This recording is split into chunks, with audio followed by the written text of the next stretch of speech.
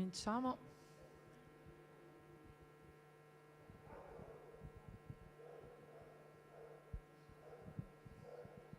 Cosa? Vanno così. Il monitor.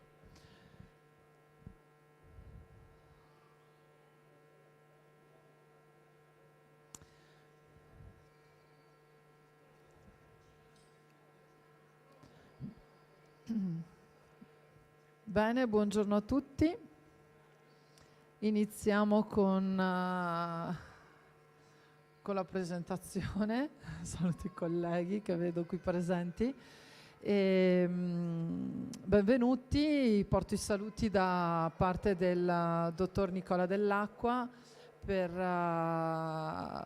vi ringrazio per la presenza qui in stand oggi e per presenziare appunto a questo momento di incontro che è un momento di networking fra il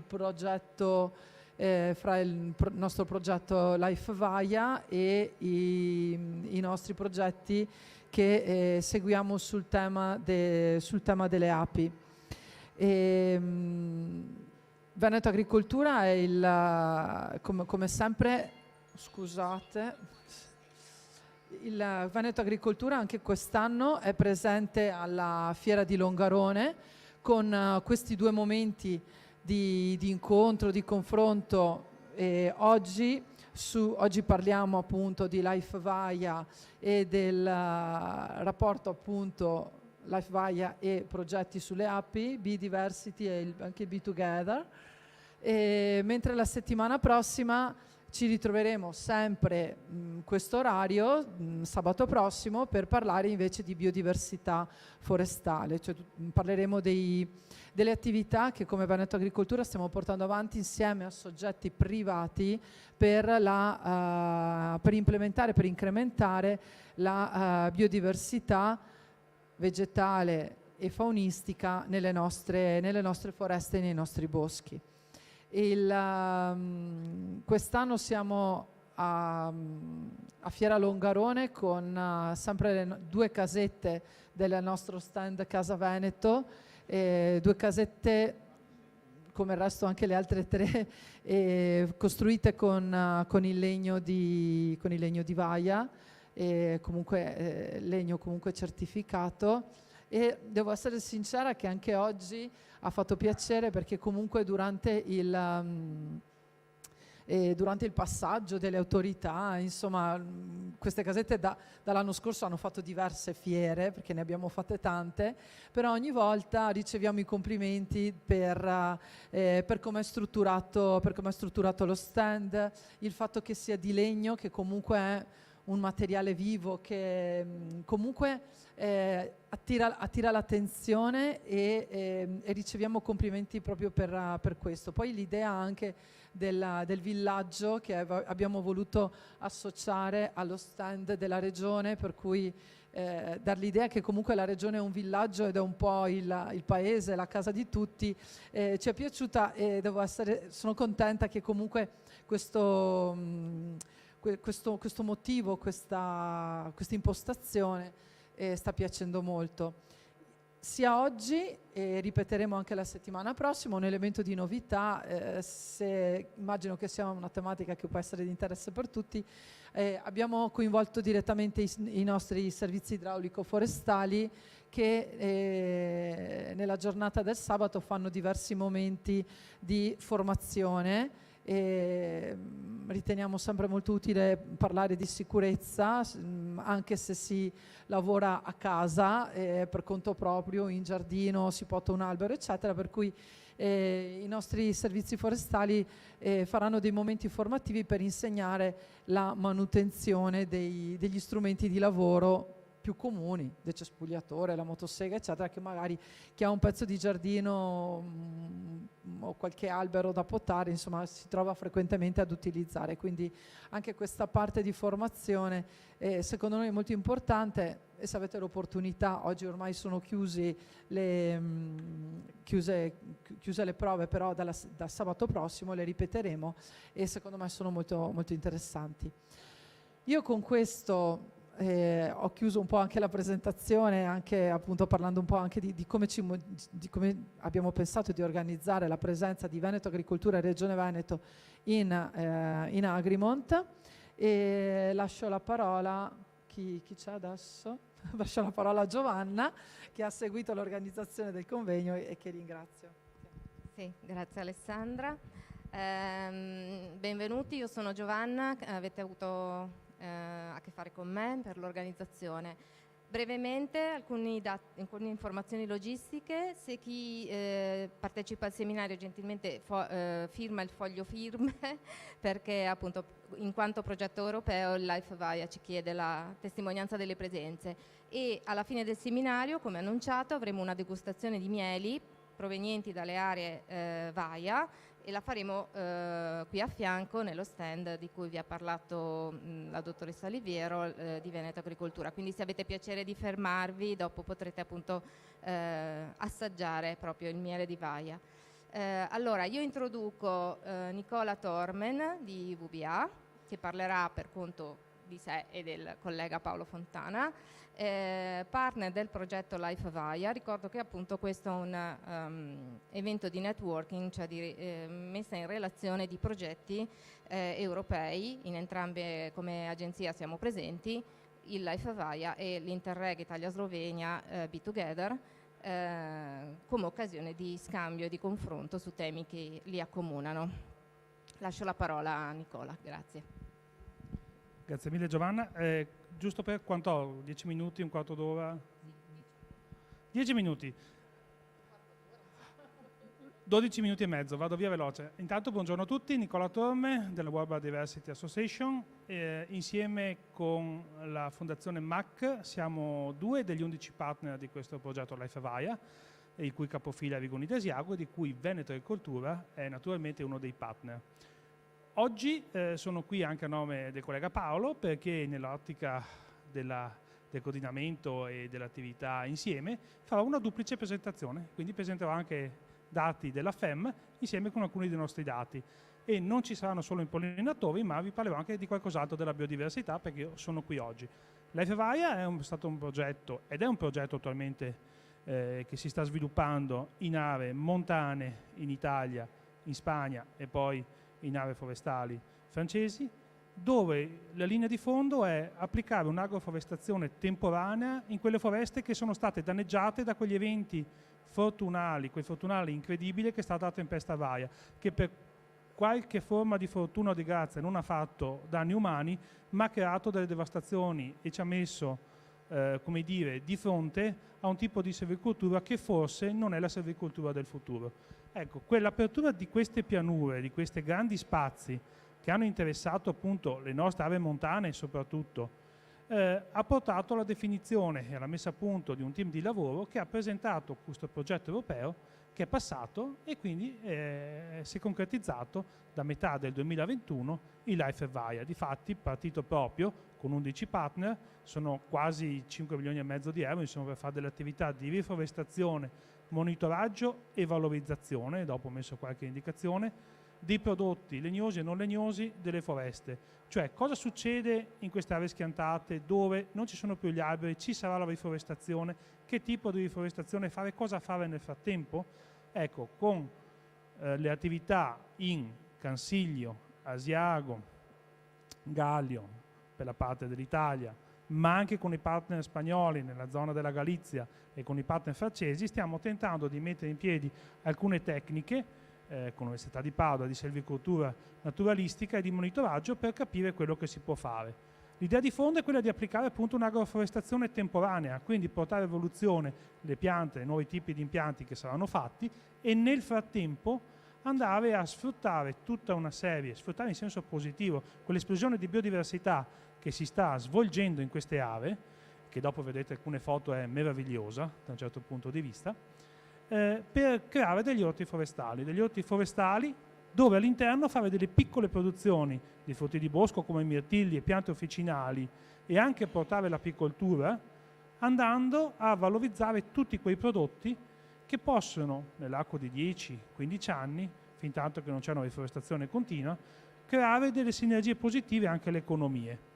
E quindi queste sono le cose che si sono pensate. Ecco perché Rigoni di Asiago come leader partner all'interno del progetto, ma quello a cui si mira sono micro anche economie locali, naturalmente, che è la cosa più importante. Tant'è che tra gli indicatori e le parole chiavi sono proprio le filiere economiche basate sui prodotti anche certificati, perché alla fine di tutto questo processo ci sarà anche l'applicazione di schemi di certificazione anche innovativi per tutta una serie di prodotti. L'obiettivo però è produrre e creare una gestione forestale che dia un minimo impatto, per cui la biodiversità, questa parola forse abusata, che diventa la linea chiave e il nostro metodo di valutazione delle attività che possiamo fare, deve essere misurata. Deve essere misurata e deve essere anche certificata. Queste sono ad esempio alcune delle certificazioni che saranno portate alla fine del progetto, oltre gestione forestale sostenibile, legate a aziende amiche della biodiversità, tra cui anche uno standard Biodiversity Friendly Keeping dedicato proprio all'apicoltura. Questo era quello che si presentava e si è presentato ancora, e lo vediamo, dopo la foresta varia, una modificazione profonda del territorio, del paesaggio, che però, se da un punto di vista forestale ha creato dei danni incredibili, ha anche aperto delle aperture, degli spazi all'interno del bosco che hanno permesso un po' di fare, passatemi il termine, quello che era successo sull'altopiano di Asiago dopo la Prima Guerra Mondiale, quando tutta una serie di bombe ha movimentato così tanto e scosso così tanto il terreno da creare poi un'esplosione di biodiversità con tutta una serie di piante, tra cui mirtillo proprio in particolare, ma non solo, e delle fioriture e delle essenze incredibili. Purtroppo forse rende un po' poco la foto, ma spero che si capisca abbastanza bene. E questo però cosa comporta? Comporta queste modificazioni quando poi si va a fare delle attività sul territorio, e poi si fanno attività silvicolturali ma anche agronomiche, devono essere anche tarate, bisogna capire anche gli impatti che vengono fatti.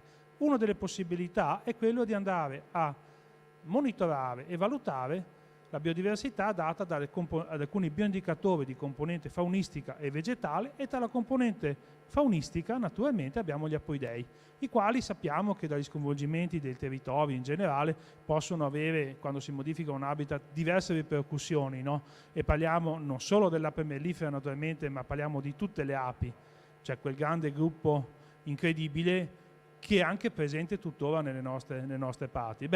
Ci sono dalla riduzione dei siti di nidificazione alla riduzione delle possibilità di assumere cibo piuttosto che dei siti di accoppiamento.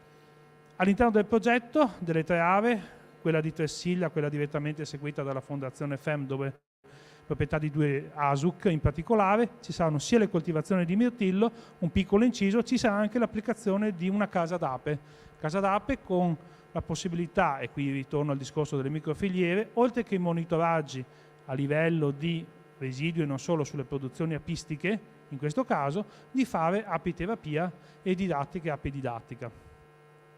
Monitoraggi che però, passatemi il termine da naturalista, sono molto più affascinanti quando coinvolgono le api selvatiche e le altre api, se vogliamo, no? In questo caso nel progetto Varia la Fondazione MAC ha inserito insieme con noi, insieme con Veneto Agricoltura, perché ci siamo dati naturalmente una mano in tutti i monitoraggi e quant'altro, sia un monitoraggio sugli apoidei selvatici, i solitari, quindi attraverso Insect and Hotel, sia anche attraverso un progetto di rewilding con la messa a punto tramite noi VBA di un progetto Domus mellifera. Sono stati installati dei nidi tipo prendisciame per vedere se dalle sciamature si potevano installare delle colonie selvatiche.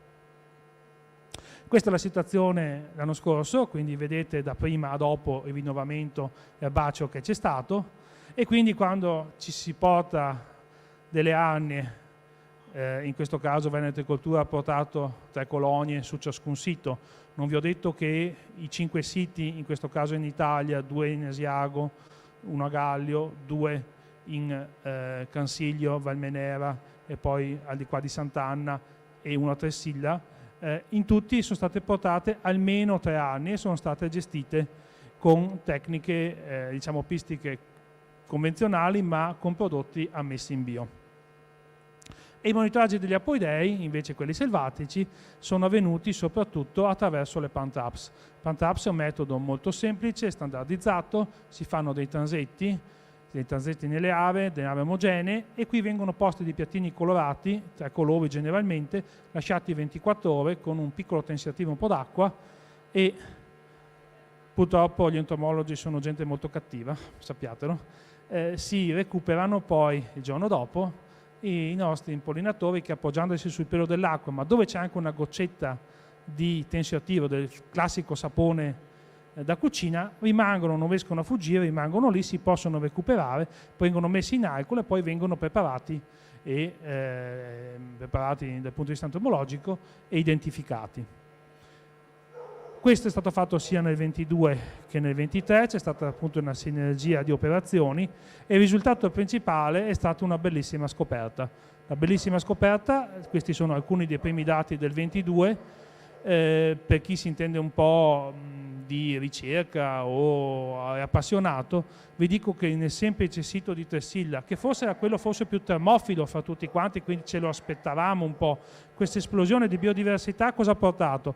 Ha portato a trovare 15 generi e 43 specie. Ecco, l'elenco lo vedete in grassetto, sono i generi e poi tutte le altre. Guardate solo i Lasioglossus quanti sono, ma guardate anche i bombi, tra l'altro. Quindi queste bestie incredibili che fanno nido a terra e che comunque occupano nicchie simili, ma che alcune volte sono non sempre sovrapponibili al 100%. Quindi vuol dire una diversità di esigenze rispettate. Naturalmente poi dico ai colleghi di Veneto Agricoltura, queste slide sono a disposizione, se volete distribuirle sul sito con molto piacere. Vado avanti veloce perché i monitoraggi, naturalmente la Fondazione MAC non li ha fatti solo sulla biodiversità, quindi stiamo valutando insieme la componentistica, la numerosità e la differenza delle specie, ma ci si è concentrati poi nella parte legata all'apicoltura su monitoraggio o biomonitoraggio, se vogliamo, con le api, in maniera classica, al di là delle produzioni che sono state molto basse in alcuni casi, anche perché un po' per tempo, un po' per scelta sono state lasciate anche sciamare queste colonie e quindi c'è stata una scelta proprio di questo tipo. Sono stati nel 2023, tra il 22 e il 23, comunque prodotti dei mieli, vedete le produzioni sono veramente basse, gli apiari erano piccoli, tanto per dire a Tresilla hanno sciamato, si è scelto anche di lasciare oltre che di alimentare il miele a disposizione, quindi è ridicolo ma è giusto portare che c'è stato fatto 1 chilo di miele, il quale poi è stato sufficiente almeno per fare alcune determinate analisi, perché su miele e su polline sono state fatte di una serie di analisi, sia medicinopallinologiche, naturalmente da parte del polline, sia anche residuali su polline e su miele. Ecco, passando al polline, vedete lì sulla destra i 5 grandi gruppi di pollini principali che sono stati trovati e quindi l'esplosione della diversità di un certo tipo. Sono stati fatti campionamenti mensili nei principali mesi, in questo caso molto probabilmente sono iniziato con anche i primi voli, quindi possiamo dire da aprile fino all'autunno, insomma anzi a giugno per il polline, fine maggio per capire, fine maggio più che giugno, per capire il polline, poi invece per il miele è diverso e non sempre è stato possibile fare l'analisi multiresiduale perché in qualche caso il polline raccolto era poco, nel senso che non essendo sempre sotto mano il punto di campionamento, essendo un progetto in cui veniva pagate alcune uscite, le uscite erano mensili ogni 20 giorni. Di fatto i risultati cosa hanno portato? Però un po' quello che ci si aspettava. In generale la maggior parte dei campioni di polline sono privi di residui e di prodotti fitosanitari. C'è stato un caso in cui tra virgolette il maggior numero di residui comunque sotto i limiti, questo è vero, ma comunque presenti, è stato trovato nel sito di Tresilla. Questo ha probabilmente una spiegazione geografica, se vogliamo, perché in linea d'aria 1,5 chilometri più sotto c'è il centro abitato, c'è la strada principale che passa, quindi rispetto agli altri siti, quando le nostre bestiole si fanno anche i 3 chilometri per andare a polline dove non trovavano, potrebbe essere che ci sia stato diciamo, un'influenza dell'ambiente circostante, questa è la verità. Vi ho promesso che però non avrei parlato solo di Apoidei, nei miei 10 minuti vado via veloce, vi dico anche la parte che abbiamo fatto noi come VBA, perché in parallelo abbiamo fatto, noi siamo anche titolari dell'azione di uno, quindi monitoraggio degli impatti, tutta una serie di attività per monitorare attraverso alti bioindicatori, in particolare mesofauna del suolo, ma non solo, quali possono essere gli impatti. È stato fatto il bianco, come si dice in gergo tecnico, quindi è stato fatto un primo campionamento in questi anni, sarà replicato durante l'attività. Sono stati valutati gli indici di biodiversità di suolo, acqua e aria, che sono quelli che vedete sulla destra, attraverso bioindicatori del suolo, delle acque correnti, dove è possibile, e attraverso bicchieri trappola. Sono stati valutati anfibi e rettili nei luoghi, nei siti di campionamento. Saranno da quest'anno valutati e campionati anche i coleotteri saproxilofagi, giustamente nel bosco. Abbiamo fatto uno studio sugli ortotteri, perché tra i nostri specialisti ci sono dei ortotterologi che possono dare delle indicazioni sulla transizione ecologica che sta avvenendo in un ambiente. E poi in collaborazione col TESA fa anche la parte botanica, naturalmente voli con droni per la parte, diciamo, di analisi. Qui ci sono dei loschi figuri che stanno andando in giro per il Consiglio, in Val Menera, proprio per mappare da fine marzo dell'anno scorso le pozze e capire dove ci sono levature e quant'altro, naturalmente tutti con permessi autorizzati a livello ministeriale. Questi sono dei primi risultati di quest'anno, specie contattate e specie potenziali che comunque abbiamo individuato. Vedete che comunque ci sono le specie che pensavamo e ci sono, quindi ci sono dei termini di controllo che possono esserci, anche perché in alcune zone sono zone protette. Il semplice anche rospo comune, se vogliamo, sebbene non sia sotto una normativa particolare, dà delle indicazioni di continuità di gestione delle acque di un certo tipo, anche temporanee, che possono essere importanti anche in una gestione del pascolo, piuttosto che in altre aree, tipo ad esempio torbiere, come possono esserci quelle in Consiglio. Non vi chiedo di leggere la tabella, l'ho buttata per semplicità perché l'ho fatta finita questi giorni la presentazione. Questa viene dal mid report che stiamo preparando per il live. Guardatevi invece i colori, questi sono i dati di specie trovate di ortotteri. Ortotteri sono tutte le cavallette e non solo, anche le forbicine, ma anche le mantidi ortotteroidei. Beh, in tutte le aree ne abbiamo trovate 24 specie, con 2 transetti fatti, una parte alta e una parte bassa di ciascun sito, da parte dei nostri specialisti, riconoscimento a vista, bioacustica e cessione nel tempo poi della checklist. Non sono pochi, sono anche differenti, con abbondanze diverse, perché il transetto percorso a velocità costante e a dimensione più o meno costante permette di avere dei dati quali quantitativi. Poi per chi vorrà, insomma, ci sono.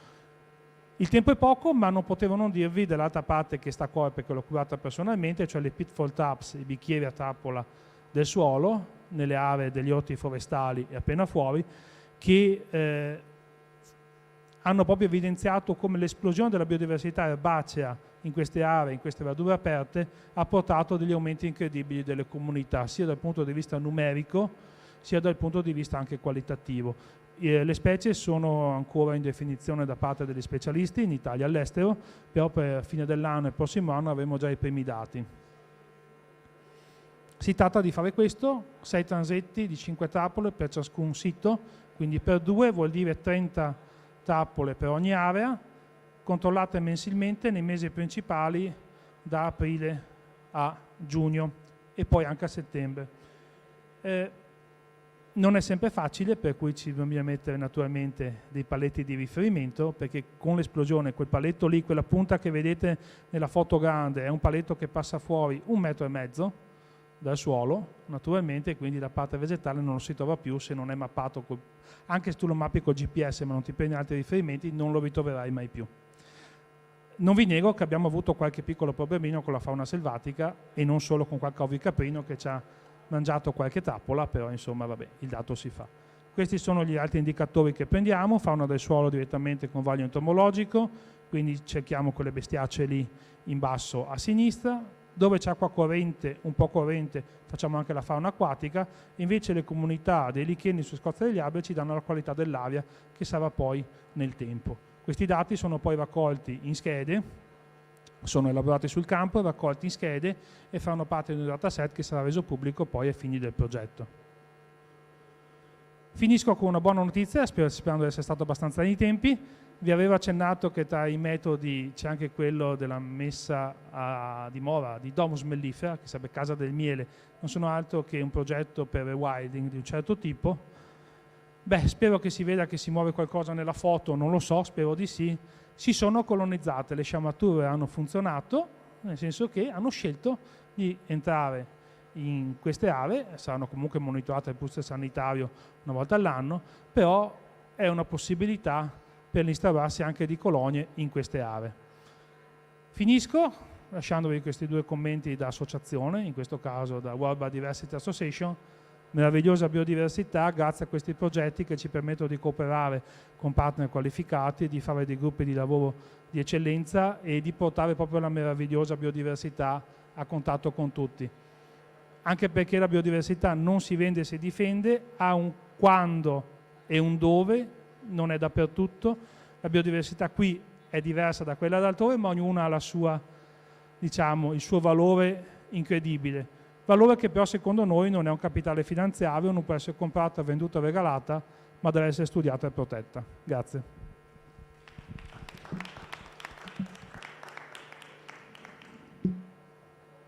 Grazie Nicola.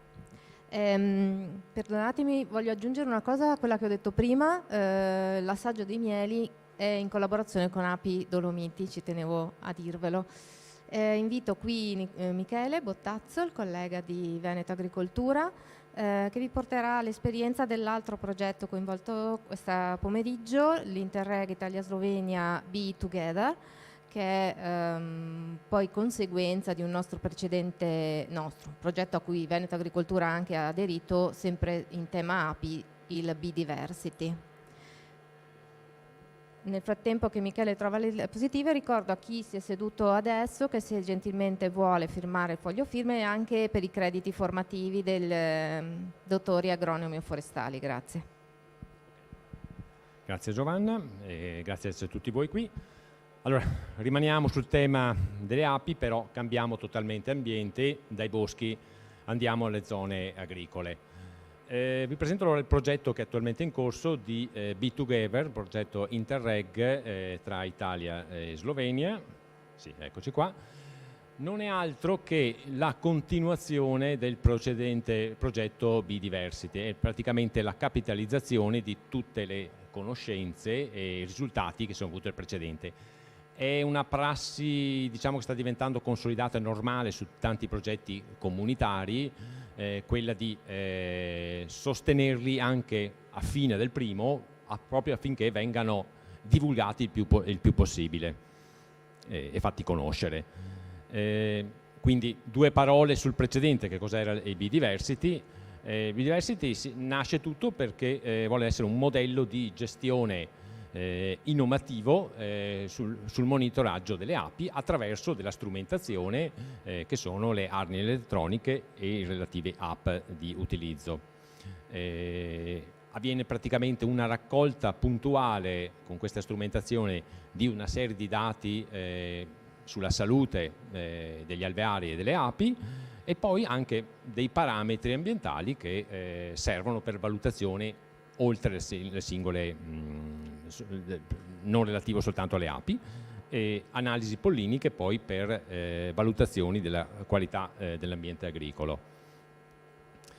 Quindi ci sono utilità dirette, diciamo, per l'apicoltore, perché in tempo reale ha la situazione del suo alveare, dello stato di salute delle sue api e altro, ma abbiamo in tempo reale anche delle valutazioni dello stato di conservazione del territorio agricolo. Quindi nella sostanza Be Together non fa altro che ampliare, diciamo, questo monitoraggio già avviato più totale, parliamo del monitoraggio della biodiversità, attraverso questo sistema di arnie elettroniche app, che ne parleranno poi i miei colleghi nell'intervento successivo, portarlo in nuovi territori, oltre a quelli che sono stati fatti nel precedente progetto, e con nuovi portatori di interessi, che non possono essere soltanto agricoltori, ma anche sia apicoltori e agricoltori. Gli obiettivi di base di entrambi i progetti su questo punto è quello di, alla fine, di realizzare un piano di azione transfrontaliero, siamo Italia-Slovenia, per un'agricoltura chiaramente sostenibile per l'apicoltura, ma chiaramente essendo le api termometro ambientale e per la qualità agroambientale del territorio. Quindi determinare quali sono le tecniche agronomiche più idonee e più sostenibili per questo. E soprattutto abbiamo, ecco, con queste metodologie abbiamo un'individuazione puntuale di dove, dello stato di salute di quell'ambiente. Il raggio delle api sono pochi chilometri, 2-3 chilometri, quindi è particolarmente puntuale sulla situazione. Chiaramente la condivisione di tutti questi dati, di queste conoscenze il più allargata possibile e ultimo ma non ultimo, come in gran parte dei progetti, spingere questa comunicazione attraverso seminari, momenti di incontro. Questo che stiamo facendo adesso è uno di questi esempi. Il progetto B2Gather è iniziato a settembre dell'anno scorso e ha durata di 2 anni, il precedente era finito il giorno prima e quindi è una continuazione, sono praticamente 4 anni consecutivi.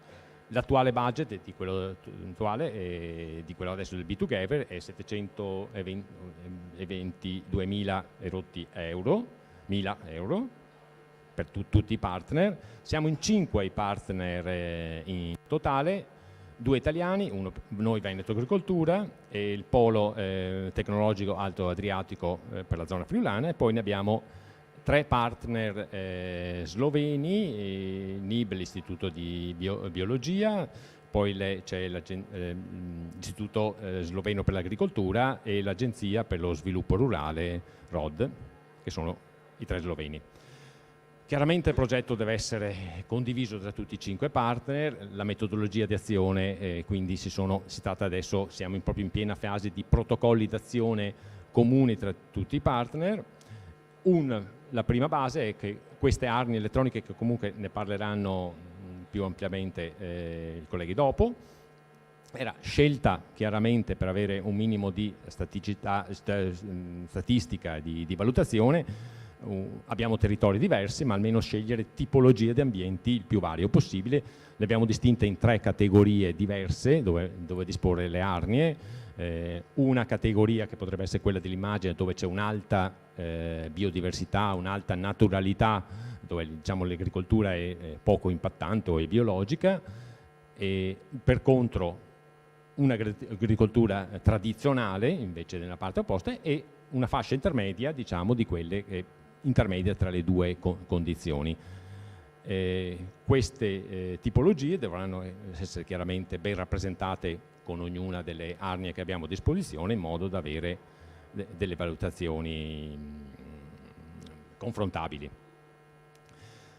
Analisi polliniche, chiaramente i pollini ci danno tantissime informazioni, non soltanto, come ha detto il collega precedente, su quali specie vanno, ma i residui che purtroppo ci sono invece in agricoltura di fitofarmaci, pesticidi e altro, metalli pesanti, cadmio e piombo, e quindi faremo analisi periodiche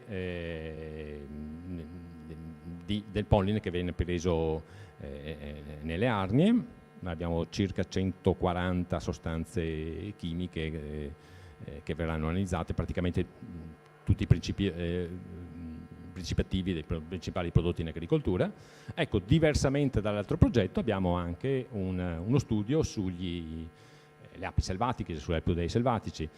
Ho visto il collega precedente che aveva fatto delle casette molto più decorose, noi abbiamo dei tubi in plastica, le funzionalità è lo stesso chiaramente, tubi in plastica con delle cannucce di bambù all'interno, sono state messe a dimora da breve, staranno 2 mesi nel territorio, e anche qui faremo le analisi polliniche.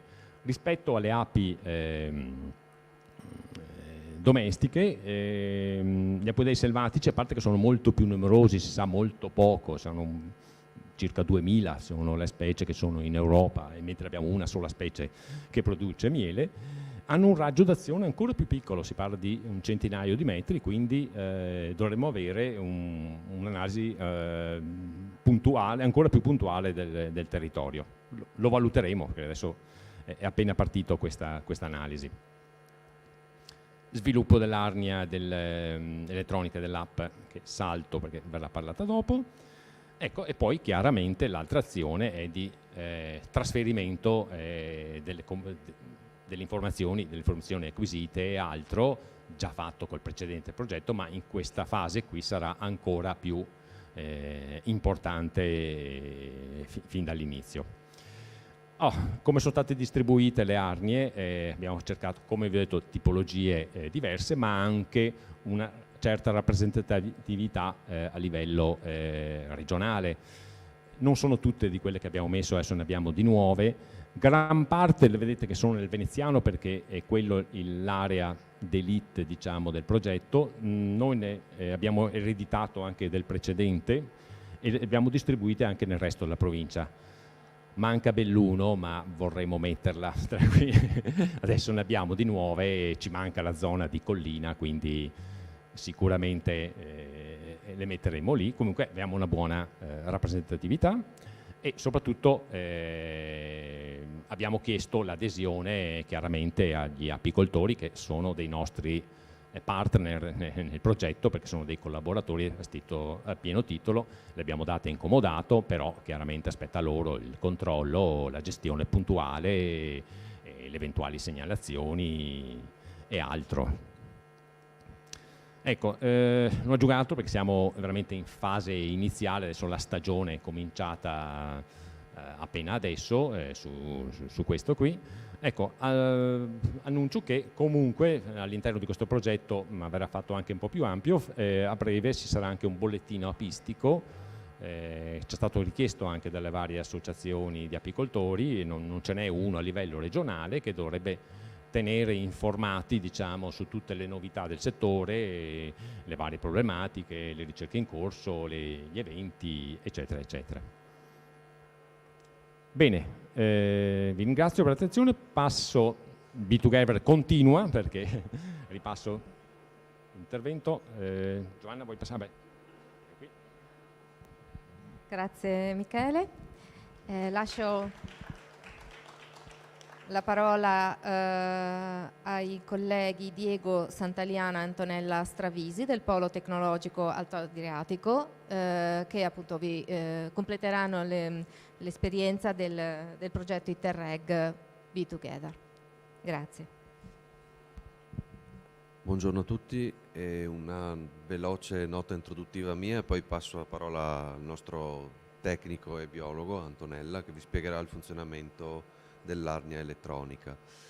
Una breve introduzione sul polo tecnologico. Avete visto il partenariato del progetto B2Gather, capitalizzazione del progetto B-Diversity, svolto nella programmazione Italia-Slovenia precedente.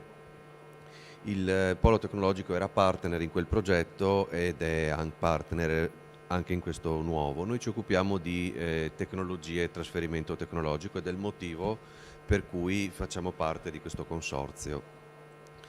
Oltre alla ricerca, alla raccolta dati e all'analisi dei dati per interpretare dove siamo nell'ecosistema ambientale umano e dove stiamo andando, è necessario saper collezionare questi dati. L'incarico che ci è stato dato è quello di aiutare a creare un cruscotto, un pannello che ci consenta di elaborare i dati provenienti dall'ambiente in tempo reale e di gestirli da 3 punti di vista. Il primo punto di vista è quello dell'apicoltore, quindi della singola azienda agricola che sta vivendo la transizione digitale e quindi necessita di strumenti dove ci sia anche un po' di digitalizzazione e remotizzazione, quindi il controllo del proprio apiario anche da remoto. Il secondo livello di controllo è quello degli osservatori regionali e quindi la stessa Regione mediante Veneto Agricoltura necessita di integrare i dati e di capire cosa sta succedendo rispetto ai siti apistici e alla biodiversità. Un terzo livello che l'app gestisce è quello del permettere un marketing territoriale, indicando a un potenziale fruitore dei luoghi dove sono i luoghi di produzione e di vendita del miele.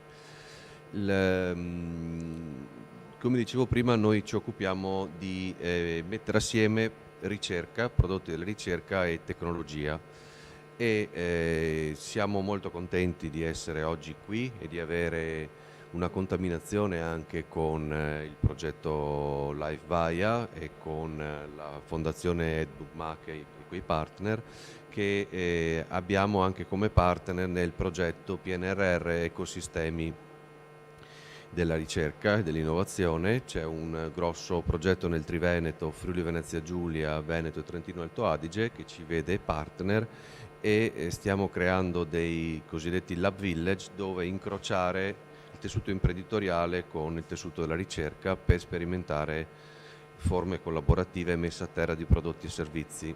I temi sono molto interessanti. Questo progetto aprirà una serie di bandi a cascata per imprese tra circa un mese, si tratta di una ventina di milioni, e ai partecipanti dico di stare con le antenne alzate perché magari qualche bisogno dei gruppi di ricerca può essere matchato con qualche impresa che partecipando al bando può sviluppare soluzioni. Una delle soluzioni su cui abbiamo lavorato è il cruscotto di gestione delle api, e la collega Antonella Stravisi adesso ve ne parla. Vi ringrazio.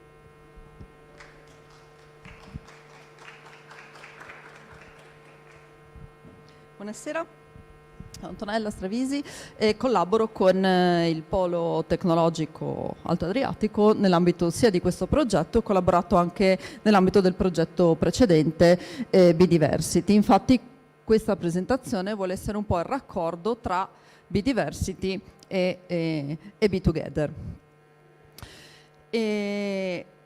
Di cosa, diciamo, l'argomento è stato già dettagliatamente spiegato dalla presentazione di Veneto Agricoltura su quello che è il progetto Be2Gether, perché essenzialmente si tratta proprio di un'implementazione e di un miglioramento di azioni che erano già state impostate nel precedente progetto. La particolarità è che per quanto riguarda i territori di riferimento sono state prese in considerazione sia aree all'interno di Rete Natura 2000 che aree all'esterno di Natura 2000. Devo dire che non sempre, almeno nelle nostre zone del nord-est, si vede una netta differenza tra quello che è dentro e quello che è fuori Natura 2000, in particolare quando si parla di zone agricole, perché abbiamo in moltissime aree la fortuna di avere un'agricoltura che ancora consente un altissimo grado di biodiversità. E quindi ci risulta anche spesso difficile riuscire a individuare la cosiddetta area completamente naturale, area completamente non naturale e la via di mezzo, perché spesso noi siamo tutto in una grande via di mezzo che va un po' più verso il naturale o un po' più verso il non naturale. Inoltre, lavorando con le api, non possiamo neanche posizionare gli alveari all'interno di aree che sono proprio di un'agricoltura intensiva classica, dove non c'è nient'altro se non le coltivazioni, perché logicamente la gestione degli apiari risulta quantomeno difficoltosa, le famiglie sono a rischio, e visto che si diceva che la collaborazione con gli apicoltori è fondamentale, perché le api non sono del progetto ma sono degli apicoltori, dei privati, queste famiglie devono non solo sopravvivere ma possibilmente anche produrre durante la stagione. Quindi ecco, la scelta dei luoghi è uno dei primi scogli su cui ci si trova. E la finalità è proprio una delle finalità è quella della produzione di linee guida di gestione per il mantenimento della biodiversità legata a quello che è il benessere degli impollinatori. E quindi nel Bidiversity è stata fatta un'analisi di contesto dei siti, sono state posizionate le arnie elettroniche, sono state fatte le analisi dei pollini, come vi è stato anche già spiegato, e fatte anche delle analisi di diversità floristica con proprio delle mappe di vegetazione con dei rilievi sul campo. Molto importanti sono stati poi gli incontri tecnici formativi all'interno per spiegare il progetto, ma non solo, proprio per parlare anche di biodiversità. Allora, cosa sono queste arnie elettroniche? Si parla anche di apicoltura di precisione. In realtà l'apicoltura è sempre vista come un'attività molto tradizionale, molto legata a sistemi naturali. In realtà l'apicoltura come noi la conosciamo con le arnie di legno non è che sia neanche vecchissima, ecco, nella storia dell'umanità. È vecchissimo invece il rapporto di simbiosi tra l'uomo e l'ape, perché risale addirittura agli egizi, insomma ci sono testimonianze antichissime. Ma non dimentichiamoci che si tratta pur sempre di una branca della zootecnia.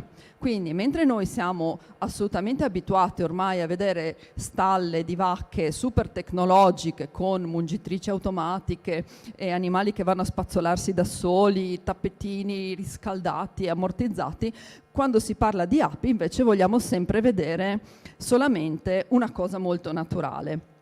Allora ci tengo a precisare che l'arnia elettronica non è nulla di che in realtà, perché l'arnia è sempre quella, cioè detto così è un po' brutto, però l'arnia è sempre quella, è quella classica di legno, spesso gialla, in cui vengono inseriti dei sensori.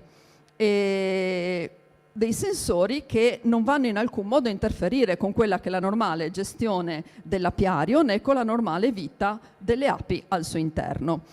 Ma ci può dare delle cose in più, quindi non va a sostituirsi con quella che è l'attività dell'apicoltore, ma può integrarla con delle informazioni importanti.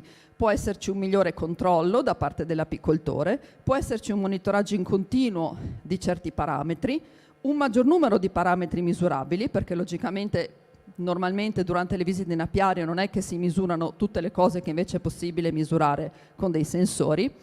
È possibile tenersi il registro di quello che viene misurato e quindi fare dei confronti tra un anno e l'altro che sono più oggettivi e non semplicemente basati sull'esperienza dell'apicoltore, mi ricordo che quell'anno è andato bene, quell'anno è andato male, e per certi versi può esserci anche un minor disturbo nei confronti delle api, perché magari non serve aprire l'arnia per controllare certe cose perché ho già i parametri sotto controllo, quindi le api non sono disturbate e quindi ne risente positivamente l'ape come benessere, ma di conseguenza la produttività.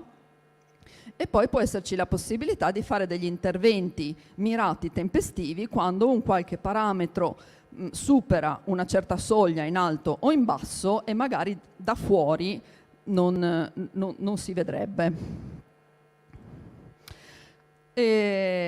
Quali sono i parametri che possono essere misurati da un'arnia elettronica?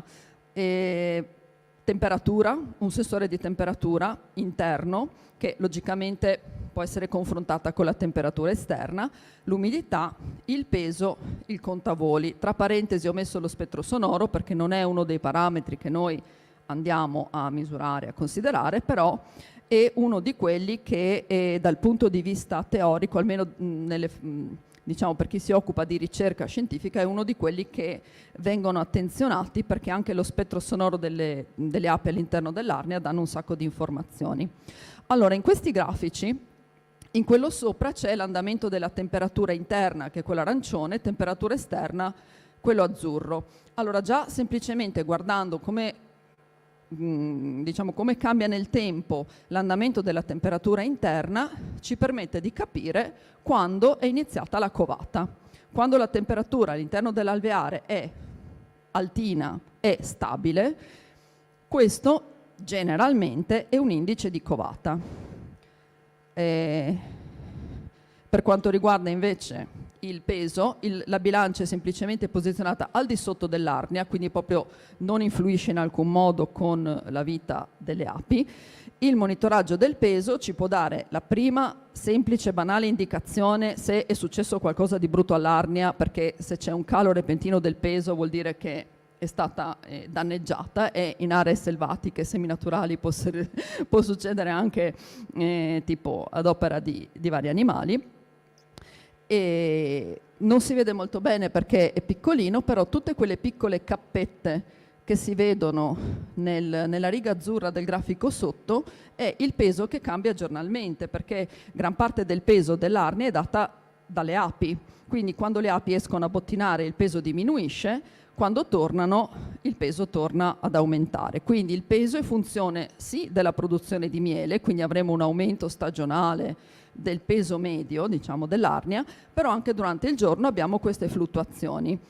Sotto invece c'è il contavoli, cioè quante api passano attraverso la porticina e sono contate da un sistema ottico. Il contavoli ci permette di, soprattutto quando noi magari andiamo a confrontare apiari diversi o situazioni vicine, ci permette di individuare quelle che potrebbero essere delle morie, ma non la moria grande che ovviamente anche l'apicoltore stesso vede perché vede un sacco di api morte no? Oppure la famiglia che proprio perde di forza. Quando questi numeri di api che non tornano chiamiamo una mortalità subclinica, cioè quindi magari c'è qualche problema di qualche sostanza che può essere tossica, può creare dei disorientamenti, le api non riescono a tornare, sappiamo che questo è uno dei principali problemi prima della mortalità massiccia delle api, no? È quello del disorientamento delle api. Ecco, andando ad analizzare il contavoli si può vedere se nel corso del tempo c'è una diminuzione non naturale di quello che è il numero delle api. Tra l'altro, se è possibile fare anche il conteggio delle api che entrano e delle api che escono, dalla differenza giornaliera di chi è entrato e di chi è uscito, vediamo se ne tornano troppo poche. Allora, questo lo vedete ancora meno, però è significativo. Questa è una delle arnie di Veneto Agricoltura, a cui io ho rubato i dati nel precedente progetto, ed è molto carino perché all'inizio abbiamo una temperatura costante interna, che c'era la covata, viene fatto un trattamento antivarroa con l'acido ossalico, quindi niente di strano. Poi quest'arnia veniva controllata abitualmente, insomma, in maniera rutinaria, però evidentemente è successo qualcosa, perché dopo il trattamento con l'acido ossalico vediamo che la temperatura interna comincia, vediamo solo la freccetta, la vedete? No, la vedo solo io, ok. E comincia un attimino ad andare su e giù, si arriva a quella che è la morte della regina, siamo più o meno a luglio, quindi un mesetto dopo, e questo dopo non lo so se è causa del trattamento o cosa, però l'analisi della temperatura ci avrebbe permesso di vedere che qualcosa non andava. L'apiario è stato aperto solamente un paio di mesi dopo e ormai la regina era andata, ecco. Da un'osservazione esterna apparentemente la famiglia era in attività normale e quindi diciamo questo problema non è stato evidenziato da una normale gestione apistica. Quindi questo può dare l'idea proprio di quanto può essere importante riuscire a leggere questi parametri anche nella gestione ordinaria di un'arnia. Facendo un passo in più, non soltanto raccogliere i dati da un'arnia elettronica e vederli, ma raccoglierli e veicolarli attraverso una web app. Questa app quindi permette la raccolta in automatico dei dati che provengono dai sensori delle arnie, quindi come dicevo la temperatura, l'umidità, c'è anche un sensore si chiama sensore di bagnatura che dà in pratica esterno un indice di rugiada, il peso e il contavoli. A questo abbiamo affiancato anche l'inserimento manuale di altri parametri e questo perché l'idea è proprio quella di avere uno strumento che permetta non soltanto la gestione del singolo apiario da parte dell'apicoltore, ma permetta di avere un quadro territoriale di quella che è la situazione dell'apicoltura e dei singoli apiari in funzione gestionale, perché se a livello gestionale un Veneto Agricoltura piuttosto che un ERSA in Friuli Venezia Giulia ha la possibilità di vedere che ci sono dei cali nei numeri delle api, non soltanto in un apiario sporadico, magari in una certa zona, questo può essere correlato eventualmente con la gestione agricola e non agricola di quel territorio, quindi può dare delle indicazioni gestionali. L'APE è un indicatore in questo caso della salute dell'ambiente in cui vive. Quali parametri possono essere inseriti manualmente? alcuni parametri possono essere importanti, come l'inizio della deposizione primaverile, la qualità della covata, ma anche la forza della famiglia, la quantità di scorte, se l'apiario è stato alimentato o no artificialmente, se ci sono stati saccheggi, sciamature, orfanità, e poi anche un monitoraggio di tipo sanitario con, ad esempio, presenza di varroa e relativi trattamenti. Però molto importante anche quelli che sono dei dati relativi all'intorno del nostro apiario, quindi che tipo di vegetazione spontanea è presente, se ci sono fioriture, una su tutte ad esempio le grandi massicce fioriture di tarassaco, no? Che spesso circondano i campi, e eventualmente trattamenti fitosanitari o lavorazioni agricole particolari che sono state fatte nell'intorno. Noi, chi si occupa un po' di gestione di aree agricole, di biodiversità, ormai sono anni che cerca di far capire che se devo fare un trattamento fitosanitario e ho una bordura piena di tarassaco, è meglio che prima la sfalcio, poi faccio il mio trattamento fitosanitario, altrimenti quella bordura di tarassaco mi diventa, non dico mortale, però molto pericolosa, non soltanto per quanto riguarda le api domestiche, ma anche tutti i selvatici, logicamente, che sono nella zona. L'app si installa come qualsiasi, diciamo, app, alla sua interfaccia, che può essere vista ovviamente su computer, ma più comodamente magari sul telefono. C'è il suo menu, si fa il login, ognuno ha le sue credenziali, c'è il menu principale, si selezionano le varie arnie che ognuno inserisce le proprie. Noi abbiamo inserito ovviamente ci sono le arnie di progetto, c'è la visualizzazione dei parametri e un periodo di riferimento per questa visualizzazione. Noi adesso stiamo lavorando nel Be Together su quella che è il miglioramento della user experience di questa app, il miglioramento di come vengono visualizzati i grafici, di come è possibile esportare i dati, quindi in maniera proprio che tutto il sistema sia funzionale per la gestione a vari livelli, come abbiamo visto. È possibile tramite l'app inserire quelle statistiche che vi mostravo prima, inserimento manuale, e impostare delle soglie di allerta. Ad esempio potrei impostare una soglia di allerta quando il peso mi diminuisce di, che ne so, 10 kg. So che se il peso è diminuito di 10 kg l'arnia o non c'è più, o insomma perlomeno è caduta o qualcosa di brutto è successo.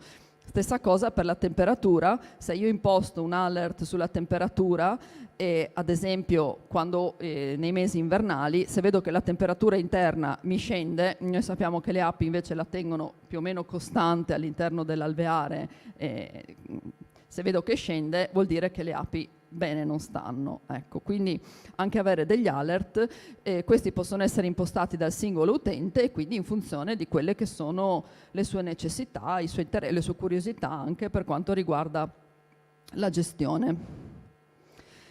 E già nel progetto Biodiversity sono state fatte le raccolte del polline, però a differenza di Be Together prevede la raccolta del polline sia delle api domestiche che delle api selvatiche. Invece Biodiversity è stata fatta solo la raccolta delle api domestiche, ma è proprio dai risultati emersi che poi è venuto la curiosità di vedere cosa succedeva nei selvatici, perché noi andiamo a vedere sì quella che è la composizione floristica, ma diciamo che questo ha un interesse relativo. Molto più interessante è andare a rilevare la presenza di sostanze tossiche, pericolose, che possono derivare da un inquinamento ambientale diffuso di diversa origine o da trattamenti che derivano, diciamo, dall'attività agricola. Allora, per quanto riguarda le specie forestali, cioè le specie floristiche, l'interesse, diciamo, di Biodiversity era soprattutto legato a capire quali erano le fonti alimentari importanti nelle diverse anche nei diversi periodi, in funzione anche di quella che poi è la zona e di conseguenza l'attività agricola. Questo ha permesso di dimostrare, se ce ne fosse il bisogno, che la presenza di prati stabili e quindi di vegetazione erbacea spontanea permette di sopperire alla carenza di fiori che possiamo avere in un'area agricola nei momenti in cui le specie coltivate non sono fiorite o comunque non sono magari di interesse nettarifero per quanto riguarda le api.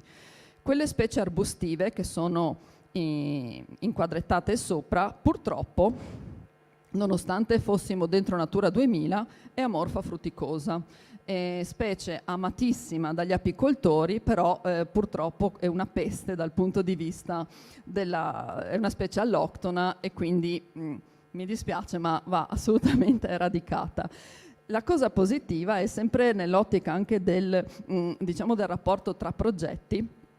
E proprio in quel sito là, quel sito era oggetto di un'azione da parte di un altro progetto, che è il progetto Pollen Action, che prevede proprio il ripristino di prati stabili togliendo la morfa. Quindi adesso sarà bello vedere la variazione sempre nello stesso sito dopo che è stata tolta la morfa e ripristinato un prato stabile. Per quanto riguarda fitofarmaci e metalli pesanti, c'è stato un po' una cosa che ha stupito, che è la presenza di piombo, anche perché in teoria il piombo dalla benzina è stato tolto un bel po' di tempo fa, quindi trovarlo sia in area Natura 2000 che fuori, questo ci ha messo un po' un punto di domanda. Infatti la prosecuzione del progetto spero che aiuterà anche a dirimere un po' questa questione. Una delle ipotesi che era stata fatta era il tipo di vernice utilizzata per le arnie. Qualcuno mi ha detto che un'ipotesi potrebbe essere quella. A me sembra difficile che ci siano delle vernici al piombo, sinceramente, per coprire le arnie, a meno che non si tratti proprio di cose molto, molto vecchie. Però adesso stiamo anche vedendo come capire da dove arriva questo piombo. E il fatto di monitorare, di controllare, di fare le analisi anche sul polline delle api selvatiche in questo caso ci aiuta moltissimo, perché se è una questione di apiario, nelle api selvatiche logicamente non lo troviamo. Se invece è una questione ambientale, nelle api selvatiche dovremmo trovare anche lì dei residui. Biodiversity ha organizzato una serie di, mi pare fossero 12 o 13 seminari formativi che sono stati svolti online, perché all'inizio eravamo ancora in periodo diciamo un po' Covid, chiamiamolo, quindi però hanno avuto un grandissimo successo, tantissime persone presenti, perché siamo arrivati ad avere platee anche di più di 100 persone collegati in questi seminari, e sono state trattati non soltanto la descrizione del progetto, quelle che erano le sue finalità, ma soprattutto temi di interesse apistico e legati alla biodiversità, quindi temi di grande interesse gestionale.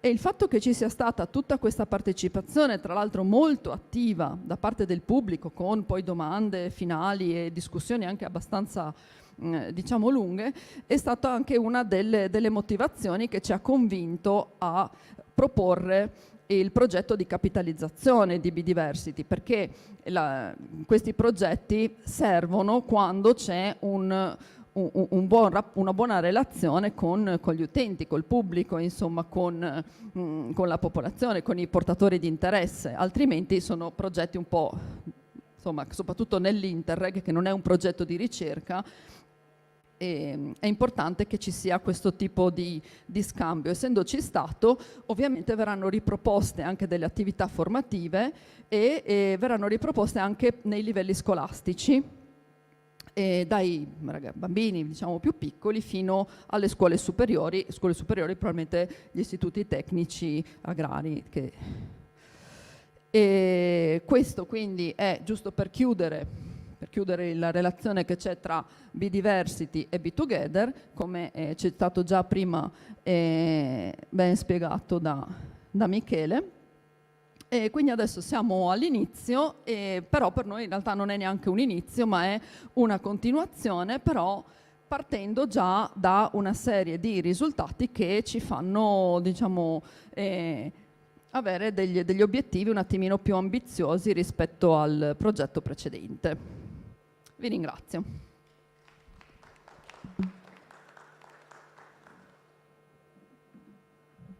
Grazie mille. Grazie. Allora, io chiudo brevemente questo pomeriggio portandovi un'esperienza nuova di Veneto Agricoltura. Abbiamo parlato finora di scambio di conoscenza sostanzialmente, ovvero sia nel caso di Vaia che nel caso di Be Together abbiamo visto come l'approfondire la conoscenza, il poterla condividere ad esempio attraverso uno strumento come l'app del Be Together e poter quindi orientare l'attività, in questo caso dell'apicoltore, più in generale in agricoltura, porta a un miglioramento del servizio.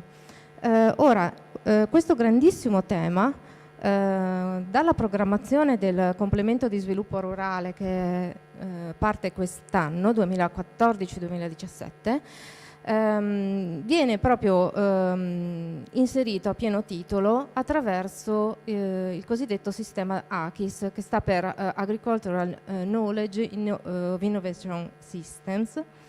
Il complemento di sviluppo rurale prevede una misura ad hoc che si chiama SRH 06 di back office di questo servizio AKIS, quindi di trasferimento della conoscenza, che è stato affidato a Veneto Agricoltura. Quindi approfitto di questa platea per poter condividere con voi questa cosa, questa novità che stiamo, scusatemi, immagino mi vediate poco purtroppo, il tavolo per me è alto, che stiamo andando a portare appunto in tutti gli eventi, proprio perché sta partendo ora. Noi abbiamo avuto, siamo stati assegnatari della misura da parte di Regione del Veneto a fine 2023 e dal 1° gennaio 2024 abbiamo proprio operativamente cominciato a lavorare su questo fronte. Che si collega, come vedete in questa slide, ad altri interventi previsti dal complemento di sviluppo rurale, in primis la formazione dei consulenti, che già è una misura che Veneto Agricoltura cura per conto di Regione Veneto da moltissimi anni, ma non solo, quindi anche i gruppi operativi, gli hub dell'innovazione che troveranno vita in questa nuova programmazione del CSR, e si collegheranno poi a strumenti di governo come il tavolo dell'AKIS e il Coordination Body a livello regionale e anche nazionale. Il sistema della conoscenza, come noi lo abbiamo interpretato, vede al centro l'imprenditore agricolo, senso lato, nel senso che qui dentro sta l'agricoltura quanto le foreste, e ha l'ambizione di mettere in rete tutti quei soggetti che noi stiamo andando a descrivere, ad individuare, con cui stiamo già interloquendo, devo dire da almeno un semestre, nel senso che abbiamo preparato il progetto di back office attraverso una serie di incontri con i cosiddetti stakeholder e che, come vedete, abbiamo qui descritto. È chiaro che questa non è una descrizione esaustiva, ma pian piano stiamo andando ad approfondire e a ampliare questa rete. L'obiettivo, il progetto dura per l'intera del back office dell'AKIS, dura l'intera programmazione, quindi abbiamo un orizzonte di almeno un quinquennio. L'ambizione appunto è quella di rendere efficace questa rete di trasferimento della conoscenza. Stiamo mettendo a fuoco quali saranno i nostri compiti, nel senso, non perché vaghiamo in cerca di un'idea buona, ma perché stiamo appunto ascoltando quelli che dovrebbero essere poi i beneficiari finali di questa attività di messa in rete della conoscenza. Quindi sicuramente abbiamo individuato 3-4 azioni, quelle che vedete descritte nei punti, ovvero il potenziamento della rete di monitoraggio dei dati. Ci rendiamo conto che i dati magari esistono, ma 1, non è detto che siano validati, 2, non è detto che siano disponibili nella forma, nella modalità corretta, nemmeno nei tempi. A volte il dato anche ambientale, no? Ha bisogno di una tempestività per poter essere utilizzato, essere utile poi all'agricoltore che deve fare il trattamento, deve intervenire. Quindi potenziare il monitoraggio dei dati e poi renderli disponibili in banche dati accessibili. Anche qui abbiamo aperto un dialogo che non è solo esterno col mondo dell'agricoltura ma anche interno all'organizzazione della regione. Proprio a fine mese faremo un altro incontro con tutte le direzioni regionali che possono contribuire a questo sistema della conoscenza, quindi prevalentemente l'agroambiente, l'agroalimentare, le foreste, proprio perché vogliamo lavorare anche a un livello di consapevolezza interno della regione affinché diventi un elemento proprio standard, quello di considerare il come il mio lavoro contribuisce alla conoscenza in agricoltura e al trasferimento dell'innovazione. Quindi le banche dati attraverso la direzione agenda digitale di Regione del Veneto e il progetto di Veneto Data Platform. Poi sviluppare gli strumenti, quindi in questo caso l'interfaccia con l'utilizzatore, quindi rendere disponibili. E infine il networking, come oggi, no? La capacità e la messa a sistema di un lavoro di continuo relazionarsi e in modo però efficace, cioè non solo andiamo a parlare a un tavolo, ma poi da lì usciamo con dei compiti specifici. Io vi risparmio queste che sono le analisi un po' più approfondite. Voglio solo dire che a livello di agenzia stiamo costituendo un gruppo di lavoro, perché sicuramente il back office passerà attraverso le persone. Ad oggi abbiamo istituito un ufficio, la responsabile resta la dottoressa Liviero dell'unità organizzativa Economia e Comunicazione di Veneto Agricoltura. Io ne faccio parte insieme a 2 collaboratori che vedete qui citati, il dottor Volpi e la dottoressa Silan, e un numero di telefono e dei contatti mail. Abbiamo da poco assunto una persona che si occuperà dei dati, quindi un data manager. Intendiamo avere nel prossimo anno dei tutor specialistici per almeno alcune filiere tematiche e ovviamente una segreteria organizzativa. Vi invito a seguirci sui nostri social, sui nostri canali per seguire appunto l'evoluzione anche di questa attività. E noi, intendo come gruppo di back office, restiamo ovviamente disponibili a qualsiasi istanza dovesse venire dal mondo dell'agricoltura e delle foreste. Vi ringrazio, vi invito all'assaggio dei mieli che sarà guidata, quindi gentilmente Angelica di Api Dolomiti guiderà l'assaggio di questi mieli prodotti nelle aree Vaia. Sì, come mi suggerisce Alessandra, basterà trasferirsi nel nostro stand qui accanto. Vi ringrazio.